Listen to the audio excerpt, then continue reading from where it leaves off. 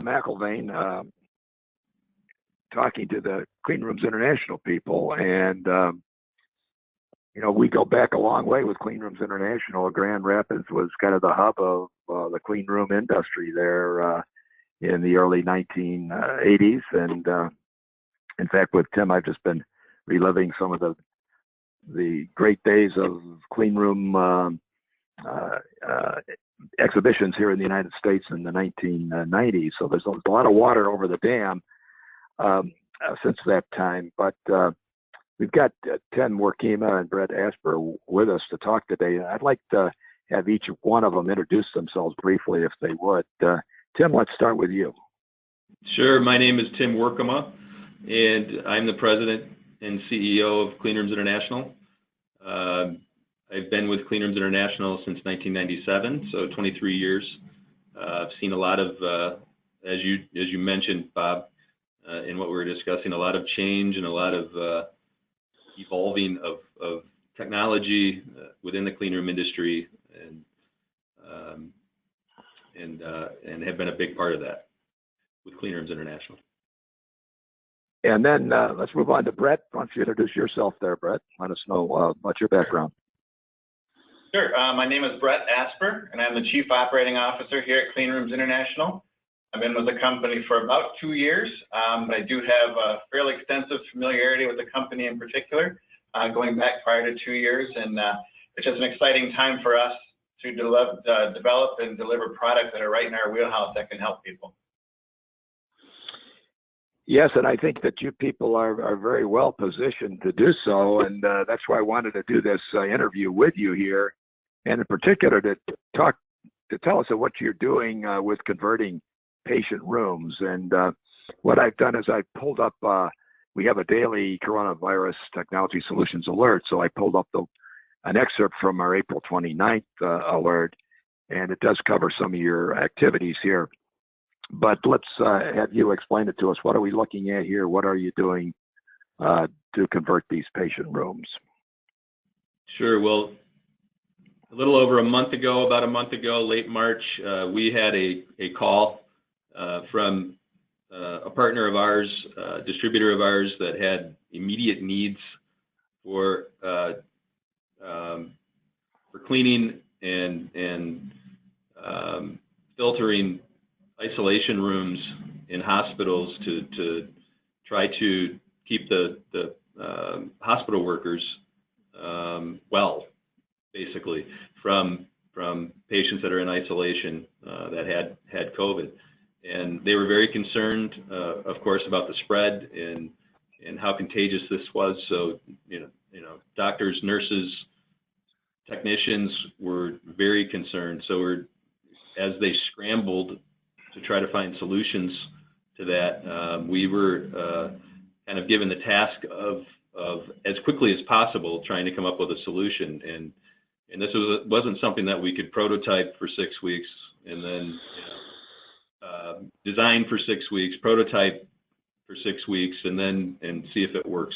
This is something that we had to basically come up with existing products that we had on the shelf. For the most part, components, put them together, repurpose them, parts and pieces that had not been used together before, and really start to test it, ship it within a week, and begin that whole process. So it was quite the very proud of our team, number one, for being able to come up with a solution that really helped. Bret can, from the operations side, can certainly dive into what that meant as we ramped up. Yeah, that would be good. That's pretty exciting time. And we brought in a number of outside employees to help us assemble. As you can see in the picture, there's a whole cart mechanism that had to go to make that FFU portable very quickly. So we very quickly designed it, and we built, as the article says, thousands of these carts in a period of about 2.5 to 3 weeks. There was another company here in town that actually had some excess labor.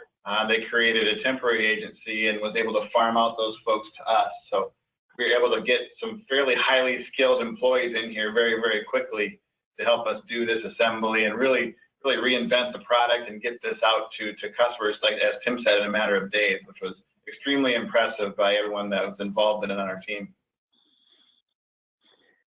And what are we looking at CFM-wise in that particular fan filter unit there? Sure. So it's very, it's a traditional CFM for a typical 2x4 fan filter module. There's a speed control on it, but the range on the one that you're seeing there is going to be anywhere from the 400 to 650, pushing 700 CFM range, depending on what they're doing with it. So some hospital systems would just put them in the room. Most hospital systems actually hooked up ductwork to the discharge side and would either remove the glass in a window and replace it with plexi or something else that they could duct directly to the outside of the hospital itself, or through a wall. And there was a few that we would invert and put in the ceiling, and they would duct into the exhaust system that they already had. But a lot of these hospitals are old buildings and are don't have a lot of capacity above ceilings to place something in there. So it needed to be something that could be placed in the room, mobile. They receive it, assemble it, plug it in, turn it on, and it starts to do what it's supposed to do, which is to protect the hospital employees from the patients, basically, and to protect the patient or the people in the outside areas of these rooms too, so that to the greatest degree possible, not allow the virus to spread into the hallways or into the outlying areas, and to try to evacuate it through a filter and then outside if possible, if the hospital room allows it. Yeah, it's certainly a very useful purpose for these fan filter units, and I've been amazed since I've been around since the first fan filter units, and we had all these ballroom ceilings, and first ideas on this came through here. So I guess it was in the 1980s sometime. I just think, having 100 fans on the ceiling is never going to be cost effective, and it turns out that it's turned out to be a very cost effective way to move air, hasn't it? It certainly has, and a lot of that has to do with the technology that's changed, the energy efficiency of motors, and on down the line.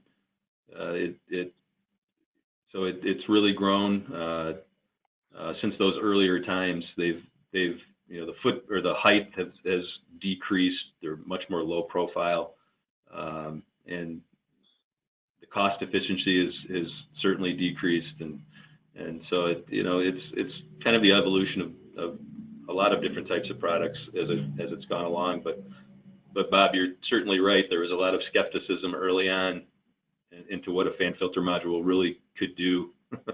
It didn't seem to make a whole lot of sense. Way back when, and probably didn't at that time.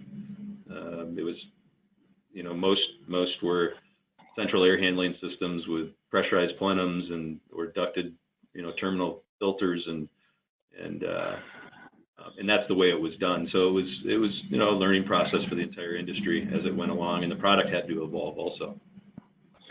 And in terms of backwardly inclined the fan wheels, and I don't know what they're using these days, but a lot of improved efficiencies in the fan wheel designs too, where they're not. Absolutely. And still backward inclined and forward curve type blowers are still used depending on the applications and cost and things like that. So, the unit that we're looking at right now is to a degree fairly standard, which is why we needed to use this particular unit, because we have lots of stock on parts and pieces and we can produce them quickly. But as we talked about fan filter module evolution, the higher end fan filter modules, the control systems, electrically commuted motors. They've evolved greatly, and they've become more complicated from a control system standpoint also. So they're, each particular motor, you're able to, from a PC, you're able to control, talk to, get feedback from, and on a number of different levels. Now, this particular unit is not that. That's not what it was designed for necessarily, and why it lends itself to the situation that we've had with the hospitals as a quick plug-and-play solution for isolation rooms for COVID patients. But you did say there's a multiple speeds. There is speed control, is there not? Didn't you say that it can run anywhere from a few hundred CFM to 600 CFM? That's correct. There's on the particular unit I think we're looking at, there's a variable speed control on that, so there's a range that would be able to be adjusted. There's also 3-speed motors that we've utilized for these two, so a low, medium, high, but the range is generally the same. It's just not infinite range within that. It would seem that the fan filter unit then it lends itself to a wide variety of applications where you have production lines, whether it's food processing or chemical plants or whatever it might be, where you have a lot of people that are relatively close together. And say in a food processing plant, there's a solution they're trying to figure out how to get these people apart. And what we're saying is it doesn't make any difference which way the wind's blowing.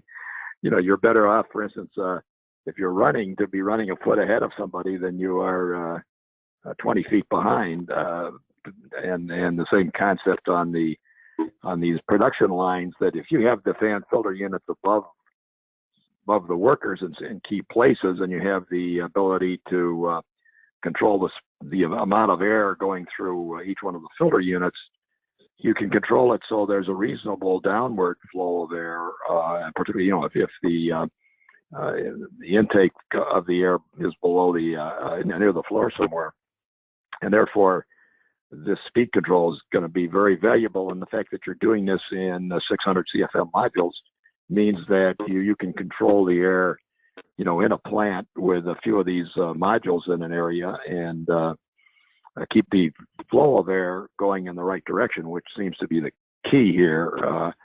And obviously they have the mask on and things, but even when they get into the lunchroom or something, take off the mask, if you got the flow of air going down rather than across the lunchroom, then you're going to have a lot less of a potential